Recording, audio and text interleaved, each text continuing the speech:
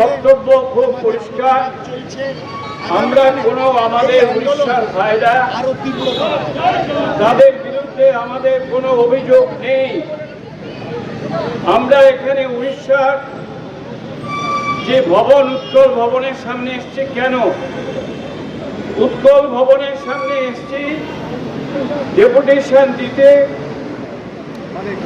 উড়িষ্যার মুখ্যমন্ত্রীকে জানাতে বাঙালিদের উপরে পীড়ন বন্ধ করার দাবি নিয়ে। আমাদের কোনো অভিযোগ আমরা কখনো দায় করিনি উড়িষ্যাবাসীর প্রতি। বিহার, উড়িষ্যা, আসাম, পশ্চিমবাংলা আমরা তো শতাব্দীর পর শতাব্দী একসঙ্গে বাস করে এসেছি। এক সময় রাজমহল ছিল বাংলা, বিহার, উড়িষ্যার বস্তুত পক্ষে প্রায় ক্যাপিটালের মতো। ভোট ছিল বঙ্গের রাজধানী। ব্রিটিশ ভারতবর্ষে আসার পর উড়িষ্যার একটা অংশকে নিয়ে বাংলার সঙ্গে যুক্ত করে বাংলা তৈরি করা হয়েছে, এবং যে জায়গাটা নেওয়া হয়েছে উড়িষ্যার থেকে নেওয়া হয়েছিল মেদিনীপুরের কিছু এলাকা। আমাদের মধ্যে তো কোনো বিভেদ নেই, আমাদের মধ্যে কোনো বিভেদের চিহ্ন নেই। বিজু পট্টনায়ক যখন উড়িষ্যার মুখ্যমন্ত্রী ছিলেন, প্রণব দা তাকে বিজু দা বলে সম্বোধন করতেন। একটি মেয়ে বিবাহের পর তারা ভুবনেশ্বরে গিয়েছিল, তার স্বামী তাকে পরে খুঁজে পাচ্ছিলেন না। প্রণব দা আমার সামনে তাকে ফোন করে বললেন, বিজুদা দেখুন তো এরা বিয়ে করার পর গেছে, আপনি একটু খুঁজে দিন তো মেয়েটাকে কোথায় হারিয়ে গেছে। বিজুদা হেসে বললেন, সে কি প্রণব, তোমার রাজ্যের নতুন বউ আর নতুন বর তারা এখানে এসে হারিয়ে যাচ্ছে? ভুবনেশ্বর তো এখনো এত বড় জায়গা হয়নি। আচ্ছা ঠিক আছে, তুমি যখন বলছো আমি খুঁজে বার করে দেব। এই তো সম্পর্ক। আর আজকে সেখানে বিজেপির সরকার তৈরি হয়েছে। বিজেপি ক্ষমতায় আসার পরে চারিদিকে উল্টো সিধে কাম শুরু হয়ে গেছে। বাংলা ভাষায় কথা বললে বাংলাদেশি তকমা লাগিয়ে দেওয়া হচ্ছে। মহা বিপদের ব্যাপার। আমার বহু বন্ধু থাকে ভুবনেশ্বরে, কটকে। ভুলে যাবেন না নেতাজি সুভাষচন্দ্র বসুর জন্ম কটকে।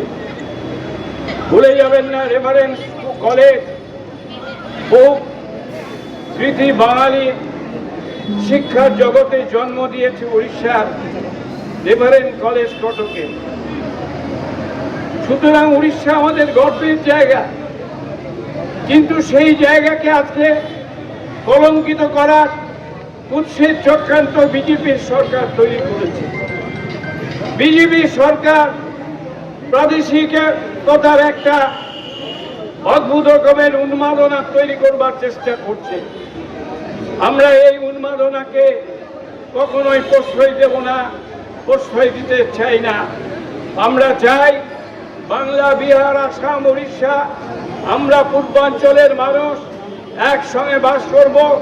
এই পূর্বাঞ্চলের মানুষ, এখানে হিন্দু, মুসলমান, বৌদ্ধ, জৈন, খ্রিস্টান, আমরা সকলেই যুগ যুগান্ত ধরে কাঁধে কাঁধ মিলে, হাতে হাত মিলে বাস করছি। উড়িষ্যার মাটিতে বহু বাঙালি যুবক বহুকাল ধরে কাজ করছে। বাংলার মাটিতে প্রশাসনিক দায়িত্বে উড়িষ্যার বহু ক্যাডাররা এখানে রয়েছে। তারা কলকাতায় বহুকাল ধরে বাস করছে। বহুকাল মানে কারো বাবা, কারো ঠাকুরদা পর্যন্ত এখান থেকে মানুষ হয়েছে। এখানকার প্রেসিডেন্সি কলেজে পড়েছে, সেন্ট জেভিয়ার্স কলেজে পড়েছে, বিদ্যাসাগর কলেজে পড়েছে, সুরেন্দ্রনাথ ভিক্টোরিয়ায় পড়েছে। তো আমরা সব কিছু ভুলে গেছি। আজকে আমার অবাক লাগে যে রাজেন্দ্র প্রসাদ ভারতের রাষ্ট্রপতি ছিলেন, কলকাতায় পড়াশোনা করে গেছে।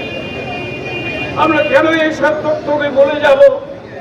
কেন আমরা এই জিনিসকে ভুলে গিয়ে কুৎসিত, জঘন্য, সংকীর্ণ মানসিকতাকে প্রশ্রয় দিয়ে আমাদের সমাজ জীবনকে খণ্ডিত করব? আমরা আমরা বিজেপিকে সাবধান করে দিয়ে বলতে চাই, এই আগুন নিয়ে আপনারা খেলবেন না। উড়িষ্যার মানুষ এই আগুন ছড়াতে দেবে না, বাংলার মানুষ এই আগুন ছড়াতে দেবে না। আমরা কোন রাজনৈতিক দল টিএমসির মতো চিৎকার চেঁচামেচি করে হয়তো উন্মাদনা তৈরি করতে চাই না, কিন্তু আমরা পশ্চিমবাংলার সমস্ত মানুষ, জাতি ধর্ম নির্বিশেষে, সমস্ত দল নির্বিশেষে আমরা চাই, আসুন আমরা এক হয়ে আমাদের বাঙালি জাতির ঐতিহ্যকে আমরা রক্ষা করি। মুখ্যমন্ত্রী, বাংলার মুখ্যমন্ত্রীকে আমি আবেদন করব, আপনি অল পার্টি মিটিং ডাকুন। আপনি ক্রমান্বয়ে এককভাবে কথা বলেই চলেছেন, সেভাবে কথা না বলে আসুন আমরা সকলে মিলে তাদের কাঁধ মিলিয়ে বসি। মুখ্যমন্ত্রীকে আমি বলি, আমরা আসুন একসঙ্গে বসে আলোচনার মাধ্যমে এই সমস্যার সমাধানের পথ খুঁজি। দরকার হলে অল পার্টি ডেলিগেশন নিয়ে চলুন দিল্লিতে নরেন্দ্র মোদী এবং রাষ্ট্রপতির কাছে আমরা যাই, কিছুই ক্ষতি নেই।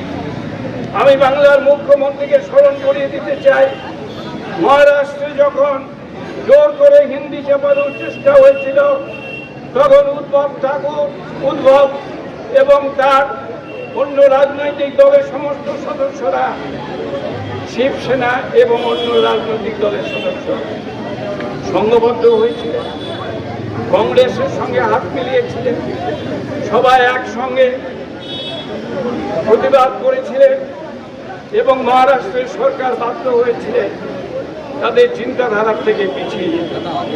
সুতরাং পশ্চিমবাংলাতেও যদি মুখ্যমন্ত্রী সমস্ত অপোজিশন পার্টিকে ডেকে বসে এবং সেখান থেকে সিদ্ধান্ত গ্রহণ করে দিল্লিতে যাওয়ার চেষ্টা করা হয়, ব্যবস্থা করা হয়, আমার মনে হয় সেটা ভালো হবে।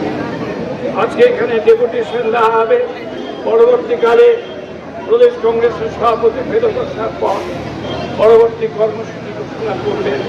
আমি আপনাদের বলবো, যারা ডেপুটেশন দেবেন তারা ভালোভাবে গিয়ে ডেপুটেশন হাতে দিয়ে চলে আসবেন এবং আপনাদের বক্তব্য রাখবেন। তবে আবারও বলে দিয়ে একটি কথা, যে আমাদের কারো মনের ভেতরে কোনো বিদ্বেষ ঘৃণা যেন না থাকে অন্য কোনো প্রদেশের মানুষের প্রতি। বাংলার দরজা খোলা আছে চিরকাল, আজও আছে, ভবিষ্যতেও থাকবে। আমরা চাই ভারতবর্ষের অন্য প্রদেশের দরজাও খোলা থাক বাঙালিদের জন্য, যেন আমরা সেখানে নিজের ভাইয়ের মতো, দাদার মতো বাস করতে পারি। জয় হিন্দ, বন্দে মাতরম।